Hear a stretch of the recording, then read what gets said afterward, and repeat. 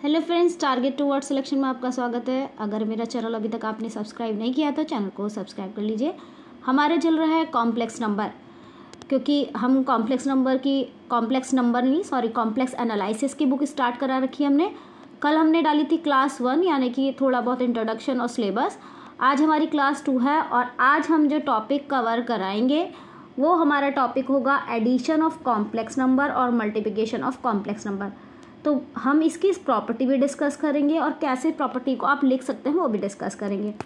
तो आइए स्टार्ट करते हैं अपना टॉपिक, जिसे देखिए पहले हम क्या लिखते हैं। पहला हमारा प्रॉपर्टी आती है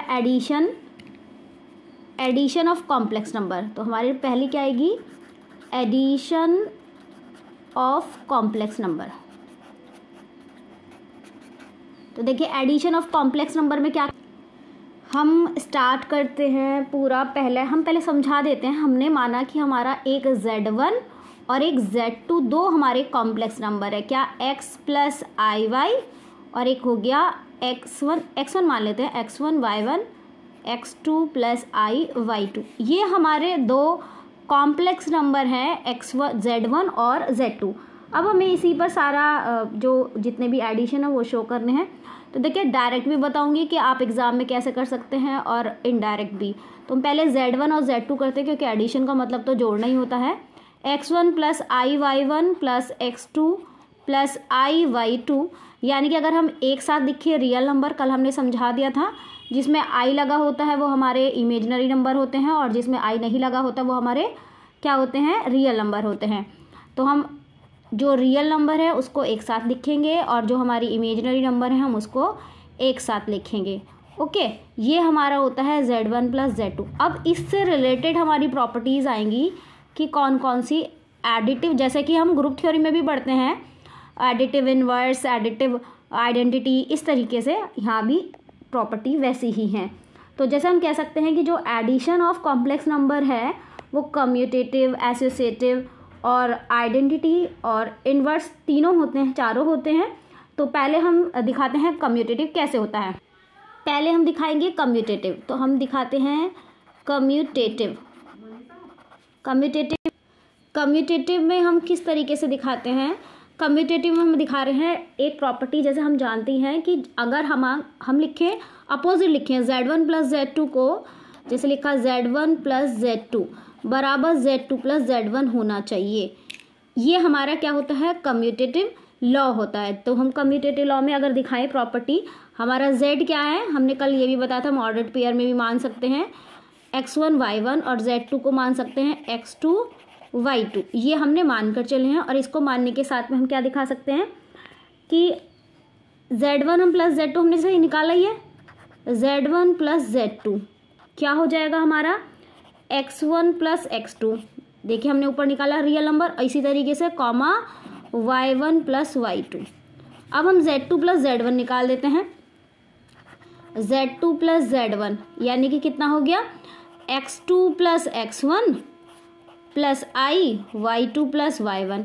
यानी इसको भी हम कैसे लिख सकते हैं, यानी कि हमने लिख लिया क्या, x1 plus x2 comma y1 plus y2। देखिए दोनों बराबर आ गए, यानी कहने का मतलब है हमारा ये कम्यूटेटिव होता है। अब हम दिखाएंगे इसमें एसोसिएटिव। तो एसोसिएटिव को दिखा देते हैं हम। एसोसिएटिव होता है,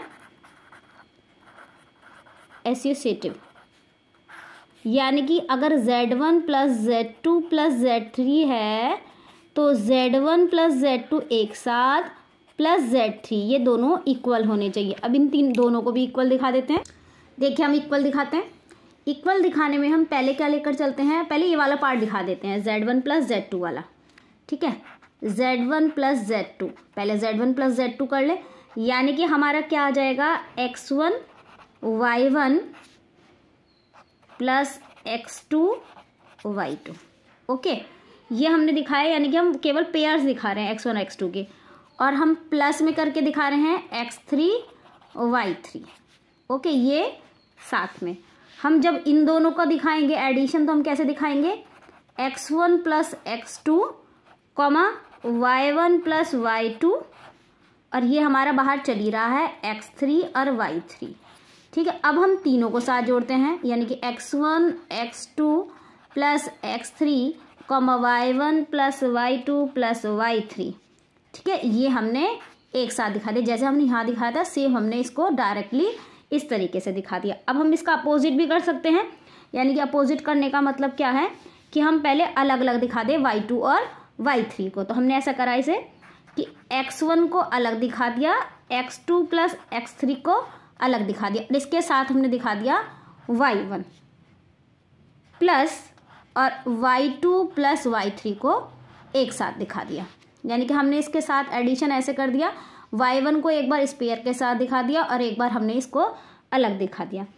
अब हम क्या करते हैं, x1 और x2 को अलग कर लेते हैं, x1 y1 अलग इसके साथ, प्लस अब हम देखिए ये वाला पेयर इसके साथ दिखाएंगे, यानी कि x2 प्लस x3 ये वाला पेयर और y2 प्लस y3 यानी कि कॉमा y2 प्लस y3 को एक साथ, यानी कि हमने y1 इसके साथ दिखा दिया, इन दोनों के साथ इसको दिखा दिया। अब हम क्या लिख सकते हैं, यानी कि सोल्यूशन हो गया x1 y1 तो अलग हो गया। अब अगर हमें इसे दिखाना है तो पहले इन दोनों को भी अलग लिख लो, x2 y2 plus x3 y3 यहाँ पर कर देते हैं हम। इसके साथ क्या दिखाएंगे, ये हमारे तीनों अलग गए, यानी कि पहला तो हो गया z1 प्लस और ये दोनों कितने हो गए z2 प्लस z3 हो गए हमारा दोनों को दोनों एक से, यानी कि एसोसिएटिव लॉ यहाँ पर कंडक्ट हो गया। अब दिखाते हैं हम एडिटिव आइडेंटिटी, यानी कि हम यहाँ दिखाते हैं एडिटिव आइडेंटिटी। एडिटिव आइडेंटिटी दिखा दो। ये हमारा हुआ, हम सपोज करके चल रहे हैं हमारा 0,0, ठीक है, या हम ऐसे लिख सकते हैं 0 प्लस I0, दोनों की बात तो सेम ही है। ये हमारी एडिटिव आइडेंटिटी है। तो हम कैसे दिखाएंगे, हम जानते हैं आइडेंटिटी में जब भी हमने ग्रुप थ्योरी पढ़ी थी, आइडेंटिटी में वही एलिमेंट फिर से आ जाता है, यानी कि अगर हम x, y ऑर्डर पेयर ले रहे हैं, कॉम्प्लेक्स नंबर ले रहे हैं, तो सोल्यूशन भी x, y आना चाहिए। तो हम क्या लिख सकते हैं x, y। अब हमने आइडेंटिटी किसे माना 0,0 को, तो देखिए वापस फिर से वही सोल्यूशन आएगा x प्लस 0, y प्लस 0, यानी कि हम फिर से x y आ गया और हमें यही चाहिए था, इसलिए हमने क्या लिया था एडिटिव आइडेंटिटी 0,0। इसी तरीके से हम इनवर्स दिखा सकते हैं। इस चीज़ को हम याद रखिएगा, 0 कॉम्प्लेक्स नंबर भी लिखते हैं, 0 कॉम्प्लेक्स नंबर, इसको हम क्या लिखते हैं 0 कॉम्प्लेक्स नंबर लिखते हैं, और सिंपली रिटर्न 0 से भी कर सकते हैं। आप अगर सपोज करो इसमें आपने एक भी नॉन ज़ीरो एलिमेंट ले लिया तो हमारा ये 0 कॉम्प्लेक्स नंबर नहीं होता, यानी कि x और y दोनों ही 0 होने चाहिए। अगर इनमें से कोई भी एक 0 नहीं है तो हम उसे आइडेंटिटी नहीं मान सकते। अब आता है additive inverse. Additive inverse addition में तो आप निकाल लेते हो, बस मल्टीप्लिकेशन में थोड़ा सा टिपिकल होता है, क्योंकि मल्टीप्लिकेशन में ही सोल्यूशन को याद रख, अगर आप शॉर्ट क्वेश्चन करना चाहते हैं तो उसको याद रखना पड़ता है। तो एडिटिव इनवर्स में हम क्या मान के चलेंगे -x, -y, क्योंकि यही हमारा सोल्यूशन क्या देगा आइडेंटिटी एलिमेंट देगा। हमने सपोज करो हमारा x, y एक कॉम्प्लेक्स नंबर है, हमने -x, -y को इनवर्स माना, तो देख लीजिए सोल्यूशन देखिए 0,0 ही आएगा। कैसे, हमने x minus x, y minus y, यानी कि 0,0 आ गया वही। तो हम इसको कहते हैं एडिटिव इनवर्स। एक कैंसिलेशन लॉ होता है, हम इसको negative of the complex number भी बोल सकते हैं, -x, -y को, या इस तरीके से भी लिख सकते हैं -x, y, दोनों की बात एक ही है। ओके, मल्टीप्लिकेटिव एक हमारा लास्ट बनता है कैंसिलेशन लॉ। कैंसिलेशन लॉ को हम क्या कहते हैं कि अगर z1 प्लस z3 लिखा है या z2 प्लस z3 लिखा है तो इसका मतलब कितना हो गया, ये z3 कैंसिलेशन लॉ से कैंसिल हो जाएंगे, हमारा बच जाएगा z1 equal to z2 solution. I hope ये एडिटिव प्रॉपर्टी आपको समझ में आ गई होगी। अब हम मल्टीप्लिकेशन का भी बता देते हैं। अब होता है मल्टीप्लिकेशन ऑफ कॉम्प्लेक्स नंबर, ठीक है। तो सबसे पहली प्रॉपर्टी फिर से वही, हम z1 को z2 से मल्टीप्लाई करके दिखाते हैं, z1 z2। तो कैसे मल्टीप्लाई करेंगे, पहले मैं आपको सिंपल मल्टीप्लाई करके दिखा दूंगी, फिर हम उसी रूल पर चलेंगे। x1 plus I Y one, यानी कि z1 की वैल्यू है x1 plus I Y one into x2 plus I Y two. अब देखिए मैं कैसे मल्टीप्लाई कर रही हूँ, आपको देखो तरीका बता देती हूँ मल्टीप्लाई करने का। आप ऐसा करेंगे कि पहले को पहले से, फिर दूसरे को दूसरे से, मतलब सिंपल एक तरीका हो गया x1 x2 minus y1 y2, आपको सभी में यही फॉलो करना है, x1 y2 plus y1 x2। अब देखिए मैं बता देती हूँ, देखिए आपका क्या है कि पहले इसको इससे करिए, इसको इससे करिए और बीच में लगाइए माइनस का साइन, यानी कि पहला रियल का रियल से, इमेजिनरी का इमेजिनरी से लगाइए और बीच में लगाइए माइनस साइन, ये मल्टीप्लिकेशन हो गया। फिर आप दूसरा क्या करते हैं कि रियल का इमेजिनरी से, इमेजिनरी का रियल से, यानी कि पहले तो आपको रियल रियल रियल और इमेजिनरी इमेजिनरी की मल्टीप्लाई करनी है, बीच में लगाना है माइनस का साइन, और फिर दूसरा क्या करना है आपको आई में क्या करना है, यानी कि इमेजिनरी पॉइंट में क्या करना है, रियल इमेजिनरी इमेजिनरी रियल और बीच में प्लस का साइन। हम इसी कॉन्सेप्ट को पूरे उसमें फॉलो करेंगे, ठीक है। ये आसान तरीका भी होता है किसी भी न्यूमेरिक वैल्यू का निकालने का। देखिए अब कितनी जल्दी निकलेगी। अगर मैं कहती हूँ z1 की वैल्यू मेरे पास कितनी है 3 + 5i है, आंसर देखिए कितनी जल्दी निकलेगा, क्योंकि जब भी हम एग्जाम करते हैं और हमारे पास टाइम नहीं होता तो हम इसे शॉर्ट ट्रिक से भी कर सकते हैं, एक तरीके से शॉर्ट ट्रिक मानिए। और 7 प्लस ये आपका हो गया 6i। तो देखिए कितनी जल्दी करेंगे, हम कर रहे हैं रियल की रियल से, इमेजिनरी की इमेजिनरी से। 3 7 हो गया 21, बीच में माइनस का साइन लगाया, 5 6 हो गया 30 और फिर प्लस आई लगाया। हमने क्या करा, रियल की इमेजिनरी से करी, 6 3 18, बीच में लगाया प्लस का साइन और 7 5 35। बस इसका सोल्यूशन लिख दिया हमने। कितना, 21 में 7 गया हो गया माइनस के 9, प्लस ये हो गया 8 5 13, 3 और 1 4 और 1 5, ये तो हमारा सोल्यूशन आ गया -9 + 53i। देखिए कितनी जल्दी इसकी मल्टीप्लिकेशन हुई। कभी कभी एग्जाम में आप हड़बड़ाए जाएं तो सीधा सीधा इसे ही याद रखिएगा। अब शुरू करते हैं इसकी प्रॉपर्टीज़।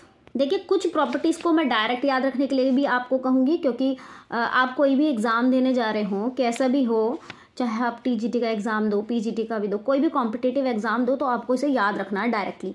तो पहला आता है कम्यूटेटिव, जैसे कि हमने उसमें भी बताया था एडिटिव वाले में भी, ठीक है। कम्यूटेटिव में क्या करेंगे हम, हमारा सिंपल सा सीधा फंडा है, दोनों की मल्टीप्लिकेशन जो है अपोजिट वाली वो इक्वल आनी चाहिए, ठीक है। अब हम करके दिखा देते हैं।